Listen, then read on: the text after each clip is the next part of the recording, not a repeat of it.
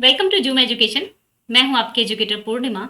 Six class यानी कि जो अभी अभी सिक्स क्लास में हुए हैं, अगर देखा जाए तो अभी थोड़े दिन पहले आप फिफ्थ क्लास में थे और आप मुझे नहीं जानते होंगे क्योंकि आपकी वर्कशीट मैं नहीं कराती थी। ठीक है, तो अब आप सिक्स क्लास में आ गए हैं तो सिक्स टू टेंथ क्लास की सभी वर्कशीट मैं कराती हूँ, दोनों ही मीडियम में मैं कराती हूँ। तो सबसे पहले वेलकम बच्चा, आप लोग हो गए सिक्स क्लास में। सो ये बहुत अच्छी बात है। और अभी हम डेली वर्कशीट किया करेंगे, है ना। वर्कशीट अब की बार आप लोगों को क्या करनी है, देखो 10 या 15 मिनट की वर्कशीट होती है। आप लोगों को क्या करना है, बहुत अच्छे से पढ़ाई करनी है, समझते हुए आगे बढ़ना है।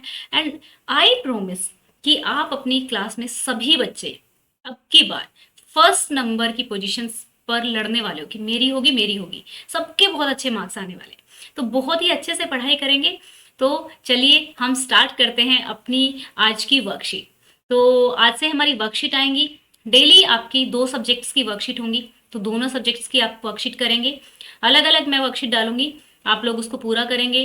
तो आई होप सो आप लोगों को बहुत मज़ा आएगा। तो चलिए स्टार्ट करते हैं।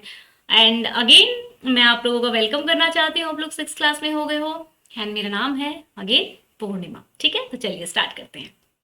तो बच्चा देखो, आपकी ये वर्कशीट है। ठीक है, वर्कशीट है आपकी, सब्जेक्ट क्या है, अपनी कॉपी ले लेना, अभी से अच्छे से कॉपी लगा लेना, हिंदी इंग्लिश मैथ साइंस सभी सब्जेक्ट्स की। तो पहले जेनरिक वर्कशीट आने वाली है, यानी कि जर्नल है ये वर्कशीट। इसमें जस्ट आपको एक आपके क्रिएटिविटी स्किल वगैरह सिखाया जाएगा, जैसे स्टोरी राइटिंग वगैरह। ठीक है, तो उसमें आपको सब्जेक्ट जेनरिक ही लिखना है। ठीक है, वर्कशीट नंबर 1 है ये और आज डेट है 5 अप्रैल। ठीक है, 2021 डीओई की वर्कशीट है। तो चलिए, आपकी बहुत आसान वर्कशीट है। आसान क्यों है जरा मुझे बताएंगे, क्यों आसान है? क्योंकि इस वर्कशीट में सिर्फ आपको कल्पना करनी है और एक कहानी बनाकर खुद ही लिखनी है। ये आपकी मर्जी है, आप कैसी भी कहानी लिख सकते हैं, अपनी कल्पना से लिख सकते हैं। जो कहानी मैंने लिखी है उससे थोड़ी हेल्प ले सकते हैं, उससे थोड़ी डिफरेंट भी क्रिएट कर सकते हैं। तो अनुमान लगाइए कि अकबर और बीरबल मन में क्या सोच रहे हैं। क्या आप अपनी कल्पना से इस पर कोई छोटी सी कहानी बना सकते हैं? तो जरा कोशिश कीजिए। तो आपको कोशिश करनी है, राइट। तो यहाँ पे क्या है देखिए, ये जो है ये आम है। ठीक है, और ये बीरबल साहिब ने आम के बारे में, यानी कि कुछ ये कहानी ये तो पता लग गई कि आम के पेड़ से रिलेटेड है।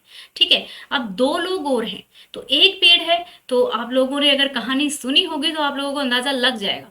बट स्टिल आप लोग कुछ ये लगा सकते हो कि आम के पेड़ से आम लोग ये दोनों चुरा रहे थे, तो बीरबल ने पता लगाया कि ये जो आम के पेड़ से आम चुरा रहा है तो ये चोर कौन है। हो सकता है कहानी इस तरीके से हो। तो आपको अपना ये जो डायग्राम है देख के थोड़ी देर सोचना है कि आप इसको किस तरीके से ये कहानी लिखेंगे। ठीक है, तो अपने सब्जेक्ट की कॉपी बनाएंगे, क्योंकि फिर लास्ट में आपको असाइनमेंट सबमिट करने होते हैं तो फिर आपको प्रॉब्लम आता है। तो पहले से ही कॉपियां ले आओ।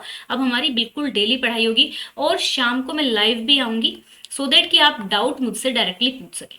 ठीक है, ओके।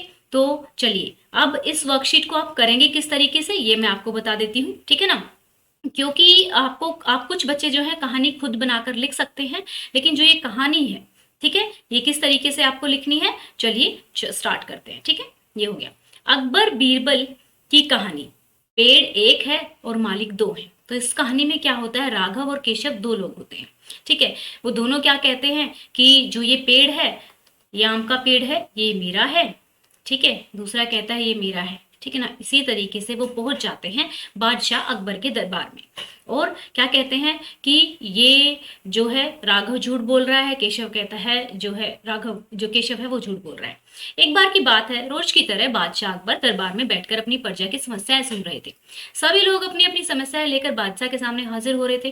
तभी राघव व केशव नाम के दो पड़ोसी, आप अपने फ्रेंड्स का नाम भी डाल सकते हैं या फिर कोई भी नाम जो आपको अच्छे लगते हैं वो यहाँ पे लिख सकते हैं। ठीक है, अपनी समस्या लेकर दरबार में आए। इन दोनों की समस्या की जड़ था इन दोनों घर के बीच मौजूद फलों से लबालब भरा आम का पेड़। मामला आम के पेड़ के मालिकाना हक को लेकर था। राघव कह रहा था कि पेड़ उसका है और केशव झूठ बोल रहा था। वहीं केशव का कहना था कि वह पेड़ का असली मालिक है। ठीक है, राघव झूठा है। पेड़ एक और मालिक दो का मामला उलझा हुआ था। दोनों में से कोई भी हार मानने को तैयार नहीं था। दोनों पक्ष की बातें सुनकर सोच विचार करने के बाद बादशाह अकबर ने यह मामला अपने नवरत्नों में से, जो अकबर थे उनके पास 9 रतन थे, यानी कि 9 लोग ऐसे थे जो उनके जो इम्पोर्टेंट इम्पोर्टेंट काम होते थे ना वो करते थे। तो उनमें से एक था बीरबल, ठीक है। तो उन्होंने जासूसी का काम आप लोगों को पता ही है, बीरबल अच्छे से कर लेते थे, बीरबल को सौंप देते हैं। मामले को सुलझाने और सच्चाई का पता लगाने के लिए बीरबल ने एक नाटक रचा। उस शाम बीरबल ने 2 सिपाहियों से कहा कि वे राघव के घर जाएं और कहें कि उसके आम के पेड़ से आम चोरी हो रहे हैं। उन्होंने 2 सिपाहियों को केशव के घर जाकर भी यही संदेश देने को कहा और कहा कि दोनों को आपस में पता नहीं लगना चाहिए कि ये संदेश जो है दोनों के घर में पहुंचा है, ठीक है। और फिर उन्होंने कहा कि उनके घर के पीछे छिपकर देखे कि राघव और केशव करते क्या हैं। बीरबल ने यह भी कहा, राघव और केशव को पता नहीं लगना चाहिए कि तुम उनके घर आम की चोरी की सूचना लेकर जा रहे हो। सिपाहियों ने बिल्कुल वैसा ही किया जैसा बीरबल ने कहा, ठीक है। 2 सिपाही केशव के घर गए और राघव के घर, ठीक है, 2 केशव के घर और 2 राघव के घर। जब वो वहां पहुंचे तो उन्हें पता चला कि राघव और केशव दोनों ही घर पर नहीं हैं। तो वो उनकी जो बीवियां होती हैं उनको ये संदेश दे देते हैं। जब केशव घर पहुंचा तो उसकी पत्नी ने उसे आम की चोरी की सूचना दी। यह सुनकर केशव ने कहा, अरे भाग्यवान, खाना तो खिला दो, आम के चक्कर में अब क्या भूखा बैठा रहूं, और कौन सा वह पेड़ मेरा अपना है, चोरी हो रही है तो होने दो, सुबह देखेंगे। ये कहकर वह आराम से बैठकर खाना खाने लगा। अब जिसने मेहनत की होगी उसको तो दुख होगा ना।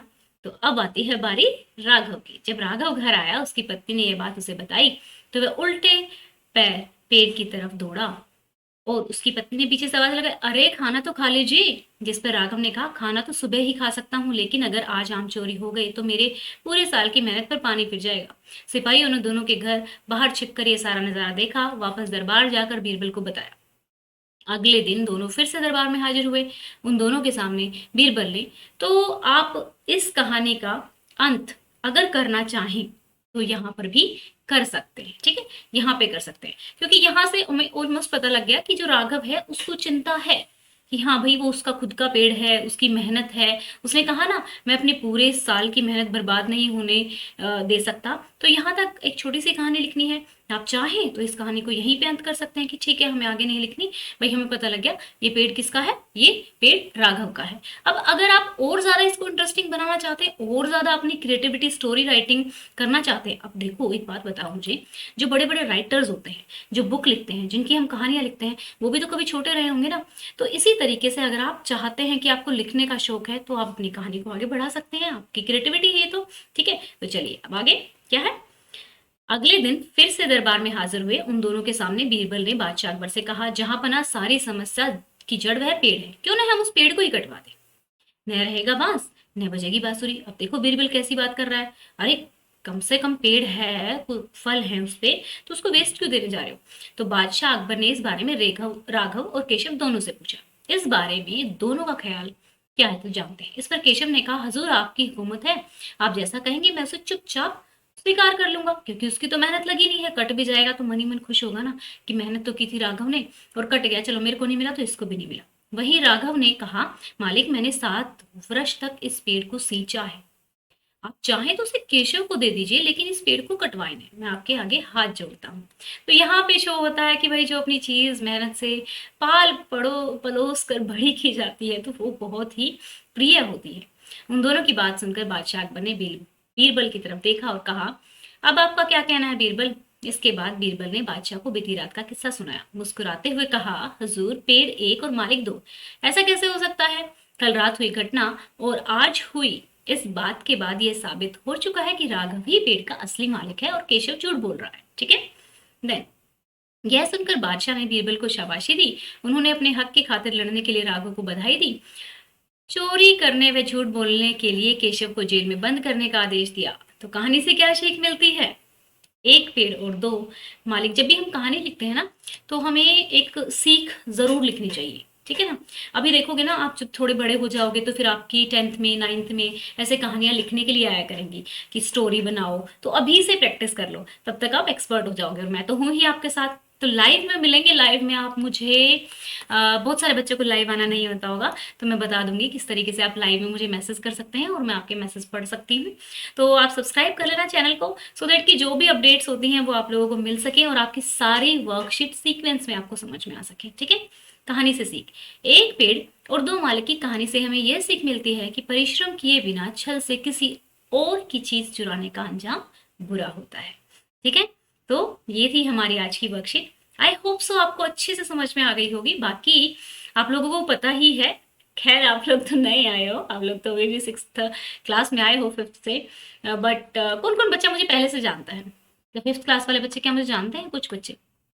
ठीक है स्टूडेंट्स, तो आप लोगों के लिए ये हो गया एक तो। अब आप लोगों को चैनल को सब्सक्राइब करना है। ठीक है, अगर आपको वीडियो अच्छा लगा, कहानी अच्छी लगी है, तो लाइक करना है क्योंकि मुझे काफ़ी अच्छा लगता है, और कमेंट मुझे ज़रूर करके बताना कि आपको ये वीडियो कैसी लगी। ओके बच्चों, आई होप सो आपने एंजॉय किया होगा इसको। Thank you, have a nice day, may God bless you.